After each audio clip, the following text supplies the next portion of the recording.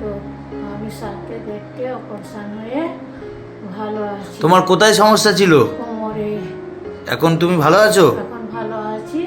নমস্কার, আমার নাম সায়নী ঘোষ। আমি প্রফেশনাল বাস্কেটবল প্লেয়ার।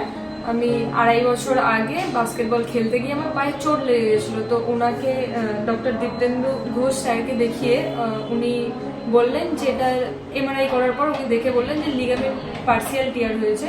ওনার চিকিৎসার পরামর্শ দ্বারা, মেডিসিনের দ্বারা আমি ঠিক হয়ে গেছিলাম। তারপর আবার সেই একই জায়গায় চোটের ওপরে চোট লেগেছিল। ওনাকে ফোনেতে ওনার সাথে পরামর্শ করে উনি বললেন একটা এমআরআই করিয়ে ওনাকে দেখাতেন। তো দেখানোর পর উনি দেখলেন যেটা কমপ্লিট টিয়ার হয়ে গেছে।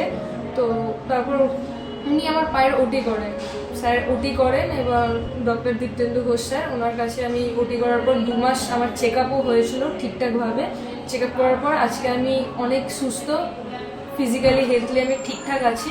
তো এখন আমাকে সেই খেলার দিকে আমি ফিরতে পারবো, আমাকে উনি এটা বলেছেন। তো ওনাকে আমি শুধুমাত্র থ্যাংক ইউ জানাতে চাই।